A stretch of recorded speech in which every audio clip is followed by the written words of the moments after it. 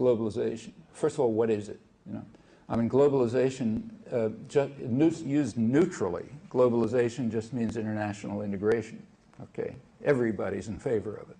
I mean, it's been the core principle of the left and the working class movement since their origins.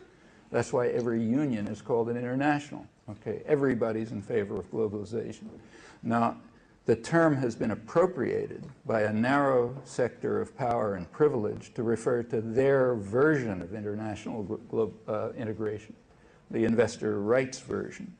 And that makes sense for them to try to to own the term, because anyone who's opposed to their version then becomes anti-globalization, meaning some kind of primitive who wants to go back to the Stone Age or something like that. It's a bad error on the part of the critics of this investor rights version of integration to accept the term anti-globalization. They should not. We're all in favor of globalization. The question is it going to be in the interests of people or in the interests of private power? All right, now just using the term neutrally now, has it increased or has it decreased? Well, in many respects it's decreased. Take what Adam Smith meant by it, okay? You're supposed to love Adam Smith. The core of free trade, according to Adam Smith, is what he called free circulation of labor, meaning people can go wherever they want. If you don't have that, you can't begin to talk about free trade. Well, if we measure that, what's happened to globalization? Globalization in the sense of movement across borders, that's declined. And in fact, what has increased, on the other hand, by other measures, globalization has increased very fast, like movement of capital. So increase of capital flow across borders has just escalated astronomically in the last 25 years by the breakdown of capital controls.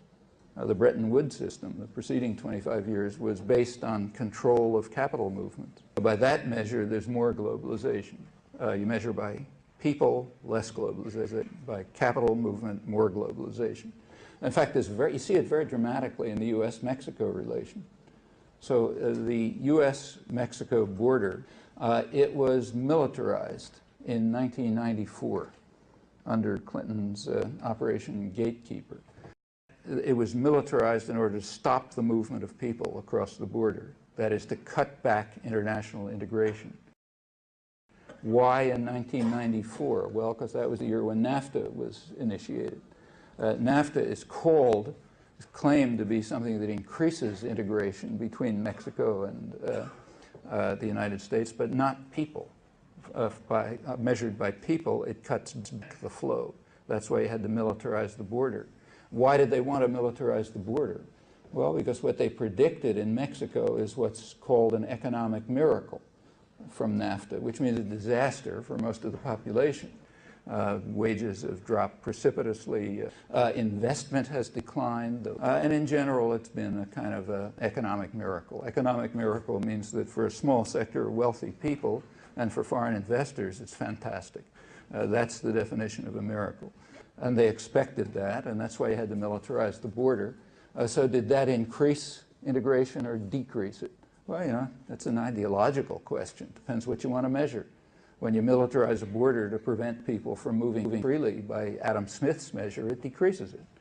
Okay, by the measure of, the owners of the economy, it increases it. They make more profit.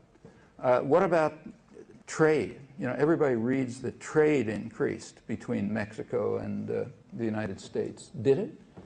Well, not by Adam Smith's measures.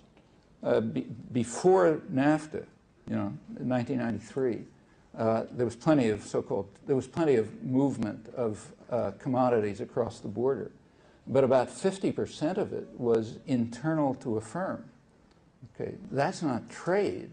Okay, at least by classical economic measures. That's no more trade than if General Motors moved something from Indiana to Illinois. Well, it was 50% before NAFTA, now it's about 66%. Very little of what's going on across borders is trade in any serious sense. Some things have definitely declined, like movement of people. In the case of NAFTA, not just by accident, by militarizing the border. Just a day or two ago, Bush announced further militarization of the border. That's cutting back international integration. I mean, the pretext is drugs, but you know, that's pretext for anything. So you just can't answer these questions simply about globalization. There's just too many different ways of looking at it.